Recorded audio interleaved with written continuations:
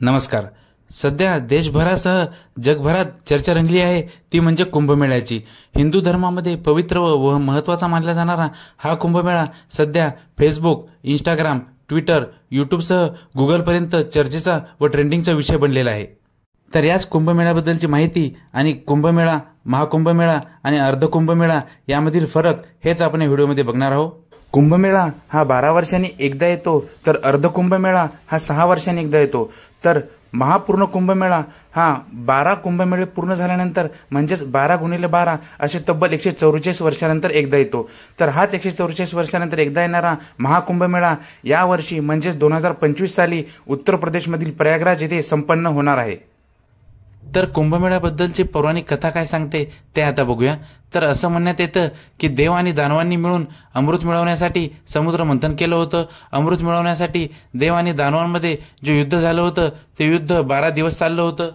तर देवदेवतांचे 12 दिवस म्हणजेच सामान्य मनुष्याचे 12 वर्ष असल्याप्रमाणे त्यामुळे दर 12 वर्षांनी महाकुंभमेळा होतो.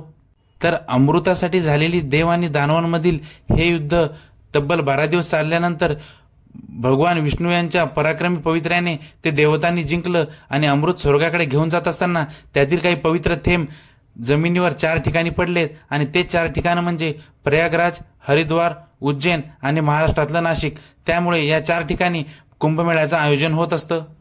यावर्षीचा महाकुंभमेळा जरी प्रयागराज येथे होत असला तरी 2027 साली नाशिक येथे सुद्धा महाकुंभमेळा मोठ्या प्रमाणात भरणार आहे. पण कुंभमेळा हा फक्त आता भारतापुरता मर्यादित राहिला असून हा जगाच्या पटलावर पोहोचला आहे आणि वर्ल्ड वाईड धार्मिक कार्यक्रम ठरला आहे.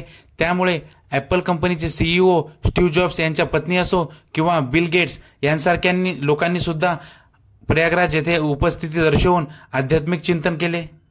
त्यामुळे हिंदू धर्मात पवित्र मानल्या जाणाऱ्या महाकुंभमेळा सर्वदूर आणि 7 समुद्रापार पोहोचला असं म्हटलं तरी अतिशयोक्ती ठरणार नाही. कुंभमेळा साधारणतः 30 ते 45 दिवसांचा असतो. यावर्षीचा कुंभमेळा 13 जानेवारी 2025 पासून ते महाशिवरात्री म्हणजे 26 फेब्रुवारी 2025 पर्यंत चालणार आहे. या कुंभमेळ्याच्या कालावधीमध्ये पवित्र नद्यांमध्ये स्नान करणं महत्त्वाचं मानलं जातं. असं म्हणण्यात येतं की या काळामध्ये स्नान केल्यास सर्व पापांपासून मुक्ती मिळते आणि मोक्षाचा मार्ग मोकळा होतो. तर या 30 ते 40 दिवसांमधील स्नान करण्याच्या पवित्र तारखा काय आहेत हे पण जाहीर झालेले आहेत, ते बघूया. तर यातील नंबर 1 ची तारीख म्हणजे 13 जानेवारी म्हणजे पौष पौर्णिमा, नंबर 2 14 जानेवारी मकर संक्रांती, नंबर 3 29 जानेवारी मौनी अमावस्या, नंबर 4 3 फेब्रुवारी बसंत पंचमी, नंबर 5 4 फेब्रुवारी अचला सप्तमी, नंबर 6 12 फेब्रुवारी माघी पौर्णिमा आणि नंबर 7 म्हणजे शेवटचा दिवस 26 फेब्रुवारी महाशिवरात्री. या तारखा स्नान करण्यासाठी शुभ मानल्या जातात. यावर्षी पार पडत असलेल्या प्रयागराज येथील महाकुंभ मेळाव्यासाठी देशभरातून तसेच विदेशातून मिळून 40 ते 50 कोटी भक्तगण येण्याची शक्यता वर्तवण्यात येत आहे.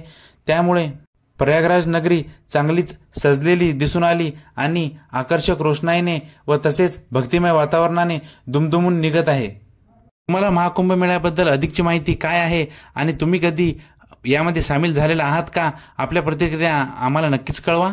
धन्यवाद.